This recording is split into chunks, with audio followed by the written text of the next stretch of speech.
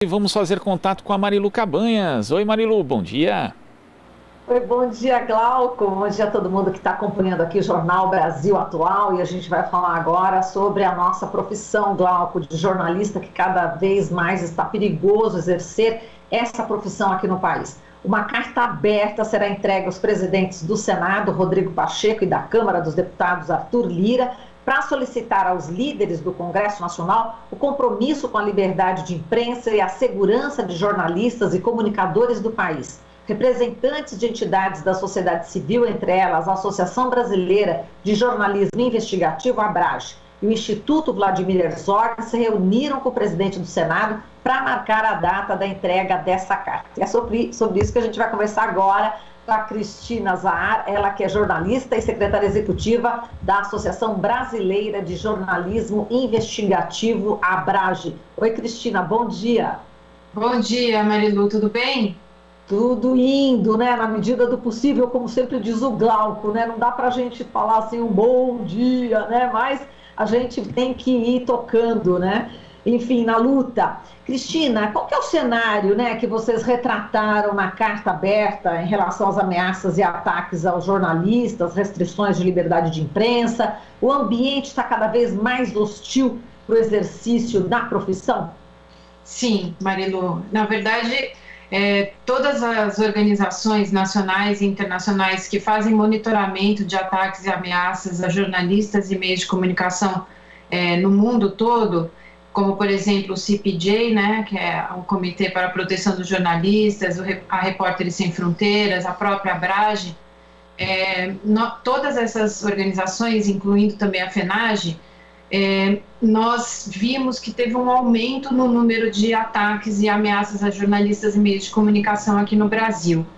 Isso vem sendo notado desde 2019. O monitoramento da ABRAGE, por exemplo, de 2019 para 2020, o número de alertas que a gente chama, os ataques que a gente reporta, eles triplicaram. Então, se você pega todos esses monitoramentos, e podem ser ataques físicos que ainda existem, infelizmente, mas agora eles passaram muito mais para a esfera digital, você percebe que não só a imprensa como um todo é atacada, como instituição, mas os jornalistas, pessoas físicas mesmo. Então, o que nós podemos destacar? Infelizmente, alguns casos, principalmente contra mulheres, né? Como o que aconteceu com a Patrícia Campos Mello, por exemplo, no episódio, quando ela fez aquela reportagem para a Folha, sobre o disparo ilegal de mensagens em massa pelo WhatsApp na campanha de 2018. Ela foi muito atacada, né, pela família Bolsonaro, pelo presidente, pelo filho dele, e não é à toa que agora ela conseguiu, em primeira instância, 2 decisões em que ela pediu e ganhou indenização, tanto contra o Eduardo Bolsonaro como contra o presidente Jair Bolsonaro. É muito triste que a gente veja a nossa jovem democracia, né, sendo atacada dessa forma, porque sem uma imprensa livre, independente, que possa criticar os poderes, nós sabemos que a democracia fica em risco. Exato. Inclusive ontem a gente teve aqui um caso lá no Agreste, né, numa rádio do Agreste de Pernambuco, 4 homens que não tiveram a identidade revelada invadiram um estúdio de rádio localizado aí no município de Santa Cruz do Capibaribe, no Agreste de Pernambuco. Na ocasião, os homens que se declararam apoiadores do presidente Bolsonaro ameaçaram agredir o radialista Júnior Albuquerque, depois que ele fez críticas à política sanitária do governo federal frente à pandemia. Quer dizer, como você falou, inclusive agressões físicas. E mesmo, veja bem, vocês estiveram aí em Brasília, enfim, para a entrega desse documento, enfim, para pelo menos marcar a data, né, da entrega desse documento. Já tem esse caso, quer dizer, é muito frequente esse tipo de agressão em relação também aos bolsonaristas, não é isso? Exatamente. Nós percebemos que esse ataque, por exemplo, que você citou, a essa rádio, tivemos também no interior de São Paulo, numa cidade que chama Olímpia, uma pessoa que botou fogo na sede de um jornal na cidade de Olímpia, no norte de São Paulo, e a casa do dono do jornal é junto com o jornal. Então a gente percebe, e assim, paradoxalmente foi um bombeiro que colocou o fogo, depois a polícia descobriu. E ele também é contra as medidas de isolamento social, e nós vimos nas redes sociais dele alguns posts com esse posicionamento. É muito triste tudo isso, né? Porque a gente percebe que, enfim, o exercício da profissão, pela Constituição, ele é garantido, né? A liberdade de pensamento, a liberdade de expressão. No entanto, o que a gente vê na prática é muitas vezes o risco que nós corremos quando vamos para a rua, quando temos que cobrir uma reportagem, né, sendo ameaçados verbalmente. Isso causa transtornos psicológicos, já é provado, né, afeta a saúde mental, cria uma forma de intimidação. Você fica com medo, por exemplo, de seguir, devo seguir fazendo essa investigação, não devo.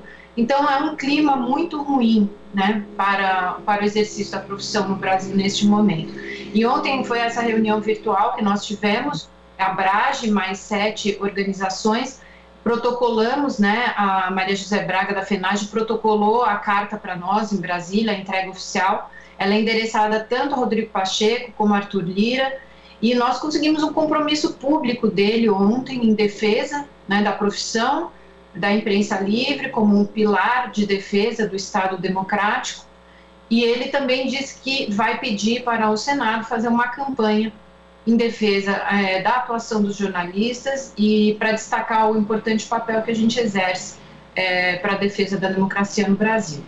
Exatamente, porque no Congresso, né, existem projetos, existem ações e declarações de parlamentares em relação também à mídia, de que forma que o poder legislativo, então, pode contribuir melhor para tentar minimizar esse cenário perigoso, né, do exercício do jornalista.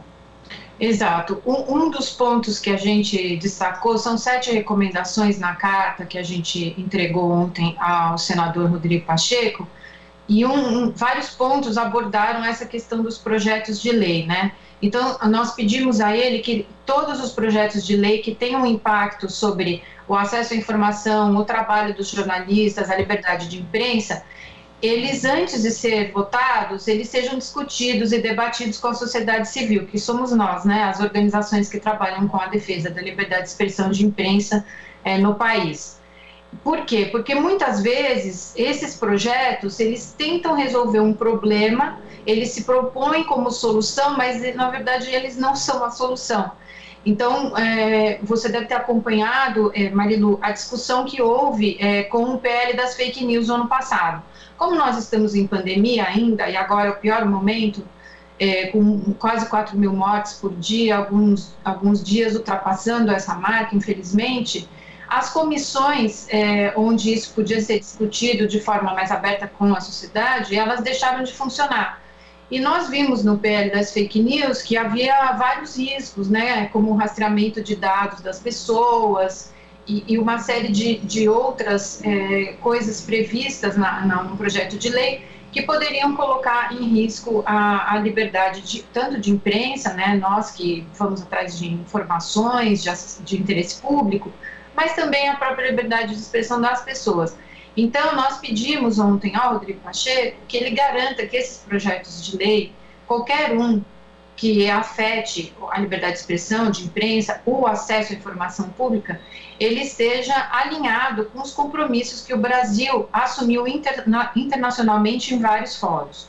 Então, é isso que eu acho que o Congresso pode fazer, né? Pode, por exemplo, recomendar a todas as autoridades públicas que não nos ataquem, não nos xinguem por sermos jornalistas, por sermos mulheres, porque os ataques às mulheres, Marilu, são piores ainda do que aos nossos colegas homens. Nós somos atacadas, xingadas, enfim, por sermos mulheres. E a Abrage agora, nós vamos iniciar um estudo dentro do nosso monitoramento, que é a inclusão de indicadores para mostrar que a violência de gênero contra as mulheres jornalistas, ela é pior do que com os colegas homens. Então, nós estamos incorporando ao nosso monitoramento, que já tem 12 indicadores, alguns indicadores que ainda vão sair do forno, né, estão em estudo, para mapear só a violência a mulheres jornalistas, né? Nós precisamos expor esse cenário.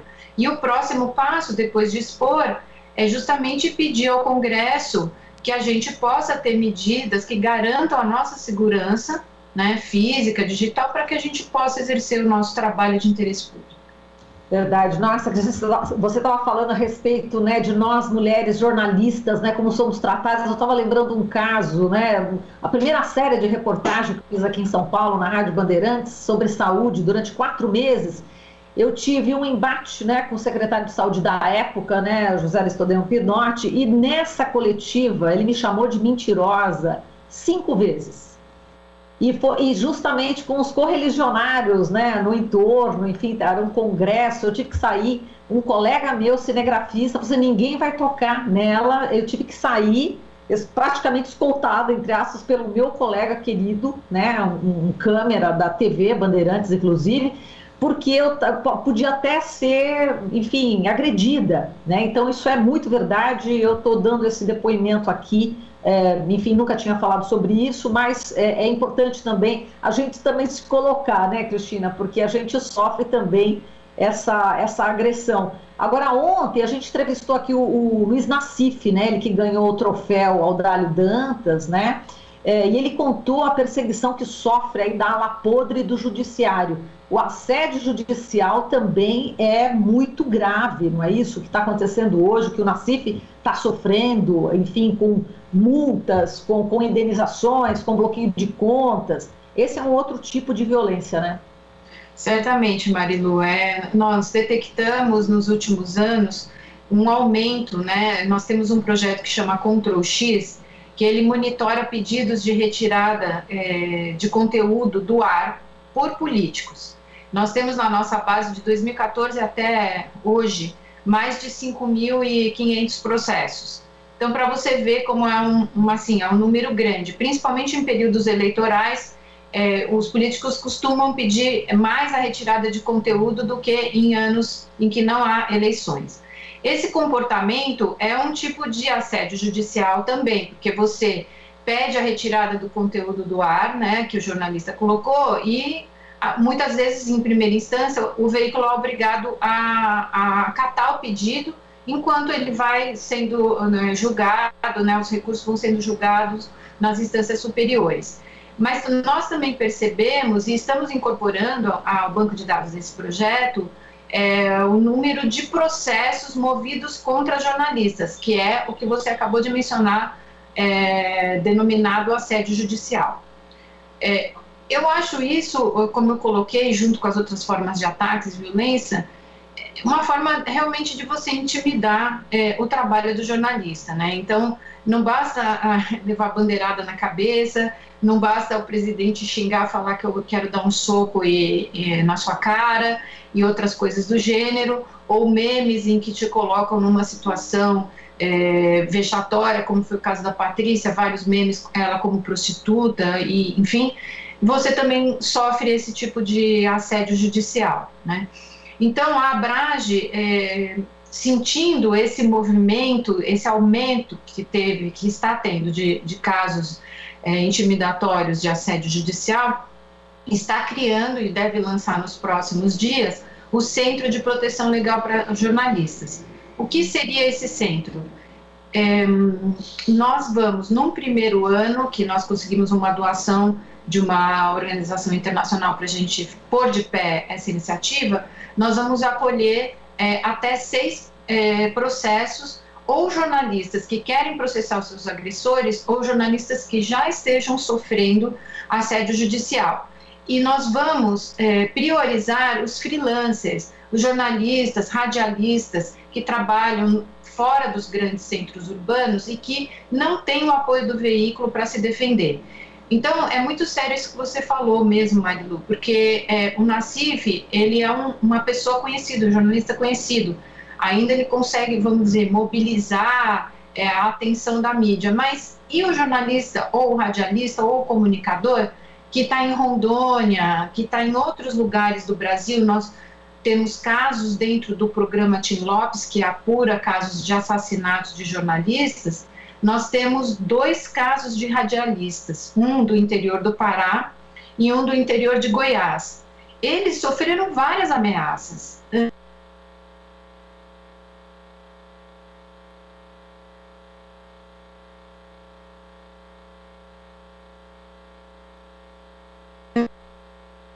Antes deles morrerem. Nós não queremos que jornalistas morram, não queremos morrer, queremos exercer nosso trabalho, como nós sempre exercemos, né? Só que está cada vez mais complicado. Mas eu acho que cada vez que tem uma ação contra nós, contra a imprensa, os veículos, os jornalistas, tem uma reação. E é essa reação que a Abrage é uma das organizações agora que está capitaneando, né? Espero que dê certo, nosso centro. Não, vai dar certo, ideia genial esse Centro de Proteção Legal, jornalistas, Bárbara Notícia, Cristina, parabéns, viu? Parabéns para todas as entidades, né, envolvidas aí nessa luta. Um forte abraço para você, Cristina, até mais. Obrigada, Marilu, bom dia a todos e todas. Bom dia. Você está ouvindo Jornal Brasil Atual. As notícias que os outros não dão.